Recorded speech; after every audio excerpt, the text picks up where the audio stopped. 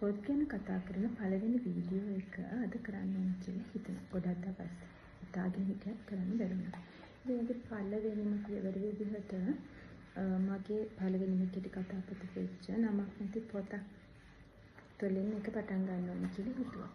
ඉතින් නමක් නැති පොතක් කියන්නේ ජීවිතවල තැනින් තැන හොලගත් කෙටි කතා 11කින් සමන්විත පොතක්. ඉතින් මේ පොත ඇතුලේ කෙටි කතා 11ක් තියෙනවා. අපේ ජීවිතවල මුණ ගැහෙන ගොඩක් චරිත තියෙනවා.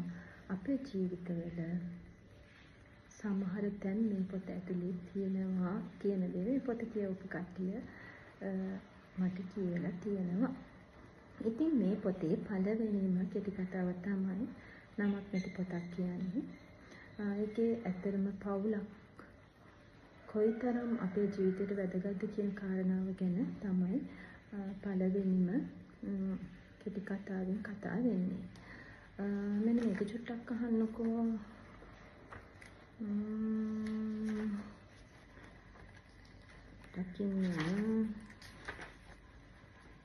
ජීවිතේ විඳින්නට විඳවන්නට නිවෙන්නට දැවෙන්නට තියෙන එකම නවාතැන්පොළ කොහේ කොතැනක ඇවිද ගියද හිත් රිතුම් අතර හිනාවන් පුබුදන්න පුළුවන් එකම එක නවාතැන්පොළ ලොවක් එරෙහිව නැගී ආවත් සුරක්ෂිත කොට නැගී ඉන්නට අත්වල තිබෙන එකම එක නවාතැන්පොළ.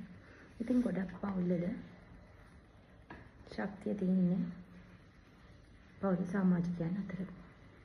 ඉතින් ඒ ගැන ලියවිච්ච කෙටි කතාව තමයි නමක් නැති පොතක් කියන කෙටි කතාව පළවෙනි එක. ඊට පස්සේ තුන්කුළුඳුල් බිල්ල ටිකක් කුතුහලයේ තියෙන පොඩ්ඩක් හොල්මන් ඉන්න කතාවක්. ඊට පස්සේ තියෙන්නේ රිදුණු දතට කෘත්‍රිම දතක් කියන කෙටි කතාව. මේ කතාවේදී ආදරය නිසා විරහ වැළඳගත් තරුණියක් කොහොමද යාගේ ජීවිතේ එකම තැන පළවෙනි රීඩ දෙන්නේ නැතුව නැවත කොහොමද විරහව තුළින් නැවත තමන්ගේ ජීවිතේ ගොඩනගා ගත්තේ කියන දේ ගැන ලියවිච්ච කෙටි කතාවක් තමයි කෘත්‍රිම දතට රිදුණු දතට කෘත්‍රිම දතක්. හිත් ඒවත් ලෙඩ වෙනවා. හිත් ඒවත් ලෙඩ වෙනවා කියන කෙටි කතාව ඇත්තටම සත්‍ය කතාවක් මේක. මනෝපදේශන ඩිප්ලෝමා පාඨමාලාව හදාගෙන කාලේ අපිට ප්‍රායෝගික පුහුණුවක් තිබ්බා. මේ පුහුණුවේදී අපිට ගිය අවස්ථාවකද ඇත්තටම මුණ ගැහිච්ච කාන්තාවගේ කතාවක් තමයි මේක. ඉතින් ඇත්තටම තමන්ගේම දරුවා තමන්ගේ අතින් ඝාතනය වීම අපි සමාජයක දකින්නේ කාන්තාව මහා සාහසික කාන්තාවක් විදිහට. නමුත් ඇය ඒ තත්ත්වයටපත් උනේ ඇයි කියලා අපි මොහොතකටවත් හිතන්නේ නැහැ. ඉතින් පසු ප්‍රසව විෂාදය කියන්නේ අද කාලේ ගොඩක් මව්වරුන්ට ඇතිවන තත්ත්වයක්. නමුත් සමාජය දැනගෙන හිටිය වැඩිම තැකීමක් නොකරන තැන. ඉතින් හිත කියන දේ ලෙඩ වෙනවා. ඒකට අනිවාර්යෙන් බෙහෙත් ගත යුතුයි. ඉතින් ඒ ගැන කියවිච්ච කෙටි කතාව තමයි ඒක. ඊට පස්සේ ආදරය කියන්නේ මෙහි පිට ජීවත් වෙන හැම කෙනෙකුටම අත්‍යවශ්‍ය දෙයක්. ඉතින් ආදරය ගැන ලියවිච්ච කෙටි කතාවක් තමයි ආදරය. කුලයේ අකුණක් විය. ඉතින් අපි තාක්ෂණික අතින් කොච්චර දියුණු වුණත් තාම අපි සමාජය තුළ මුල් බැහැගත්තු ජාතිය කුලය ගැන ප්‍රාථමික අදහස් තියෙනවා. ඉතින් මේ ප්‍රාථමික අදහස් නිසා පුද්ගල සම්බන්ධතා බිඳ වැටීමක් ගැන තමයි කුලයේ අකුණක් විය කියන කෙටි කතාවේදී කතා කරන්නේ. නික්ම යාම කියන්නේ තමන්ගේ සැමියා අහිමි වෙච්ච කාන්තාවක් කොහොමද ඊට පස්සේ තමන්ගේ ජීවිතේට මුහුණ දෙන්නේ තමන්ගේ දරුවත් එක්ක කියන සංවේදී කතාව තමයි නික්ම යාම කෙටි කතාවෙන් කතා කරේ. ඊට පස්සේ දන්සල කියන්නේ ගොඩක් ප්‍රතිචාර මුහුණ පොතේ ලැබිච්ච කෙටි කතාවක් මගේ. ගොඩක් දෙනා කියලා තිබ්බේ හිතන්න දෙයක් ඉතුරු කරපු කෙටි කතාවක් කියලා.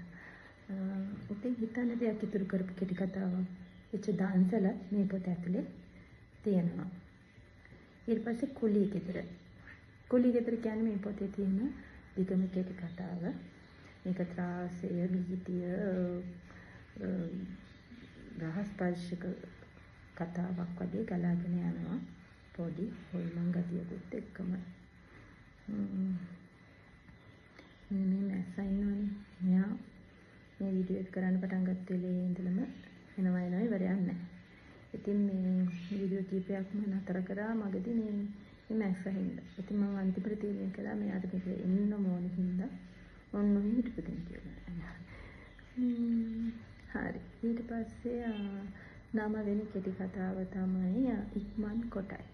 ඉක්මන් කොටයි කියලා කියන්නේ අපි තීරණ ගන්නකොට සමහරක් වෙලාවට හරි ඉක්මනින් තීරණ ගන්න. ඉතින් සමහරක් තීරණ වැරදෙන්නේ. වැරදි කියලා අපි පසුතැවිලි වෙන්නේ එකකින් සිද්ධ වෙච්ච බලපෑම දරුණුවට දැනෙන්න ගත්තට පස්සේ. ඉතින් ජීවිතේ තීරණ ගන්නකොට හිතලා මතර තීරණ ගන්න කියන්නේ තමයි ඉක්මන් කොටයි කියන කෙටි කතාව ලියුවේ. අපේක්ෂා කියන කෙටි කතාවෙන් ලියුනේ පිළිකාවක් නිසා මානසික වෛද්‍යවේදික කාන්තාවක් නැවත ඇගේ ජීවිතේ කොහොමද ගොඩනගාගත්තේ සහ ඇය නැවත ශක්තිමත් ජීවිතේ දිහා බැලුවේ කොහොමද කියන දේ තමයි අපේක්ෂා කියන කෙටි කතාවෙන් කතා කළේ. ඉතින් කෙටි කතා 11ක් තියෙන මේ පොත නමක් ඇති පොතක් කියවපු කට්ටිය ඉන්නවා නම් කමෙන්ට් එකක් දාගෙන යන්න. ඉතින් හෘද ස්පන්දන කියන YouTube එකේ මගේ මේ පොතේ තියෙන සමහර කතා කියවලා වීඩියෝස් කරලා තිනවා. ඉතින් මේ කතා අහන්න කැමති කට්ටිය ඉන්නවා නම් ගිහලා ඒ කතා අහන්නත් පුළුවන්. ඉතින් ඔයාලගේ අදහස්